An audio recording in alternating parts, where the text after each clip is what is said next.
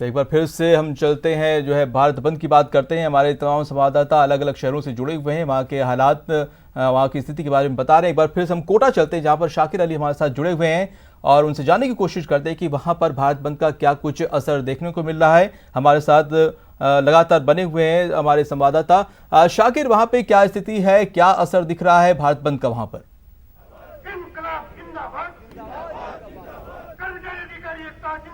जी देखिए, trade union की देशव्यापी हड़ताल का असर कोटा में भी देखने को मिल रहा है और कोटा में किसानों संगठनों के साथ साथ बैंक के जो अधिकारी हैं, बैंक के जो कर्मचारी हैं, वो भी इस हड़ताल का हिस्सा बन गए हैं। लगातार यहाँ नयापुरा में मैं हूँ, यहाँ से जो है अब ये एक जुलूस के रूप में कलेक्ट्रेट से रवाना होंगे, उससे पहले प्रदर्शन किया गया है। जी, आपसे जानना चाहेंगे, बैंक कर्मी भी इस हड़ताल का हिस्सा बने हैं?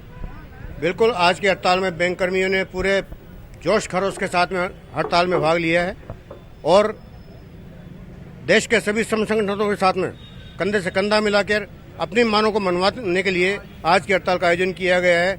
जब भारत सरकार कर्मचारी अधिकारियों की आवाज सुन नहीं रही है, उनकी बातों को मांग नहीं रही है, इसी प्रकार से बैंक कर्मचारियों की आवाज पर भी सरकार का ध्यान नहीं है।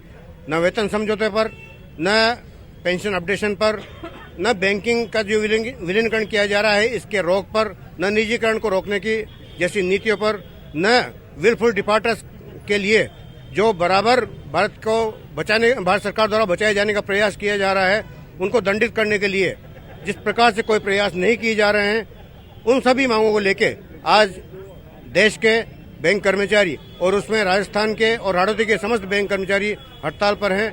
बैंक कर्मचारियों के 6 संगठन इसमें हड़ताल पे भाग ले रहे हैं। प्रमुख मांग क्या है आप लोगों की? आप बैंक का हिस्सा हैं, ट्रेड यूनियंस ने हड़ताल की है, किसान संगठन इसमें शामिल हुए हैं। हड़ताल है ये पूरे देश के श्रमिक और कर्मचारियों के मूलभूत मुद्दे की हड़ताल है। कारण क्या है कि सरकार की जो आर्थिक नीतियां हैं वो ऐसी है जो आम जनता के खिलाफ है और उसी नीतियों से आज जी शाकिर, हमारे साथ चंद्रशेखर भी जुड़े हुए हैं जोधपुर से, वहां की स्थिति के बारे में जान लेते हैं।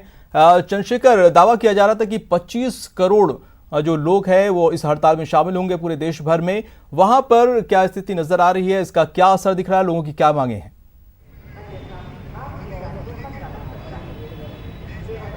देखिए शाकिर, बात करें तो जिस तरह से जो सरकार द्वारा निजीकरण और निगमीकरण के विरोध में दावा किया जा रहा है कि 25 करोड़ जो कर्मचारी है वो सड़क पर आ चुके हैं। और सबसे बड़ी बात करें तो आज की हड़ताल से जो एक वित्त से जुड़े लोग हैं, व्यापारी है और सामान्य आदमी जो जन सामान्य है, उनको जो है बड़ी दिक्कतें हो रही है क्योंकि बैंक सारे बंद है। और सबसे बड़ी बात करें तो लगातार जो है मजदूर वर्ग अपने मांगों को लेकर प्रदर्शन कर रहा है, मजदूरों की नीतियों को सरलीकरण की मांग की जा रही है। हमारे साथ रेलवे के संगठन से जुड़े मनोज जी हमारे साथ है, बात करने का प्रयास करेंगे। सर, किस बात को लेकर हड़ताल है? सर, आज का जो हड़ताल है, हमारे हड़ताल का मुख्य उद्देश्य यह है कि सरकार हर जगह निजीकरण और निगमीकरण का रास्ता बहुत तेजी के साथ अपना रही है और अगर देश में इसी प्रकार अगर निजीकरण निगमीकरण का वातावरण रहा तो मैं समझता हूँ देश का जो शिक्षित युवा जो बेरोजगार है उनको रोजगार नहीं मिलेगा। सरकार ने सत्ता में आने से पहले जो वादे किए थे, सरकार उन वादों पर खरा उतरने की तो कहीं गई, लेकिन जिन हाथों के पास में काम है उन हाथों से भी काम छीनने का काम कर रही है। इसका हम बिल्कुल विरोध करते हैं। अभी 26 दिसंबर को हमारे JCM DC की मीटिंग थी, उसमें ये निर्णय लिया गया कि सरकार की अगर यही कार्यप्रणाली रहती है तो निश्चित तौर पर देश का तमाम श्रमिक वर्ग मिलकर इस आंदोलन को और तेज करेगा, जिसकी जवाबदारी वर्तमान सरकार की होगी।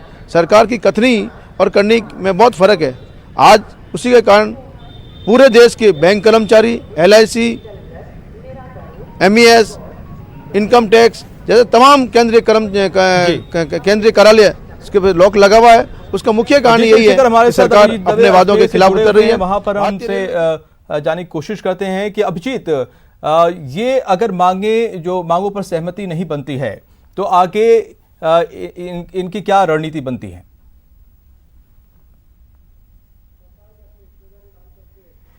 देखिए, जो महंगाई है, श्रम विरोधी नीतियां हैं, उन तमाम मुद्दों के खिलाफ जो है 10 टॉप ट्रेड जो यूनियन है वो यहाँ पर स्ट्राइक पर है और आज ये जो मेमोरेंडम यहाँ पर जो है सभा के बाद में दिया जाएगा। तस्वीरें कैमरामैन आपको दिखाएंगे। यहाँ के बाद जो अब तक जो तमाम जो अलग अलग यूनियंस की संस्थान जो पदाधिकारी हैं उनके जो भाषण हुए हैं उसमें साफ तौर पर इस चीज़ को इंगित किया गया है कि जो मांगे जो यहाँ पर की जा रही है, जिसमें सबसे बड़ी बात जो है वो पेंशन नियमों में संशोधन की बात है, श्रम कानूनों में संशोधन की बात है, इन मुद्दों को लेकर और निजीकरण का सबसे बड़ा बड़ा मुद्दा है। इसको लेकर अगर सरकार सकारात्मक रवैया नहीं दिखाती है तो ये जो आंदोलन की शुरुआत आज हड़ताल भारत बंद के रूप में हुई है, ये और ज्यादा तेज आने वाले समय में और ज्यादा उग्र होगा आंदोलन। और जो नॉर्थ वेस्टर्न रेलवे के जो यूनियन के लोग हैं वो रेल चक्का जाम करने तक की यहाँ पर चेतावनियां दे रहे हैं। तो ये समझा जा सकता है कि इस लंबे प्रोटेस्ट के बाद जो है एक शुरुआती इनिशियल इंप्रेशन जो है वो दिया जा रहा है और इस आंदोलन को आने वाले समय में और ज्यादा उग्र किया जाएगा। और अपनी मांगों को लेकर जो ट्रेड यूनियंस के नुमाइंदे हैं वो सरकार से आर पार की लड़ाई लड़ने के मूड में यहाँ पर नजर आते हैं। माजिद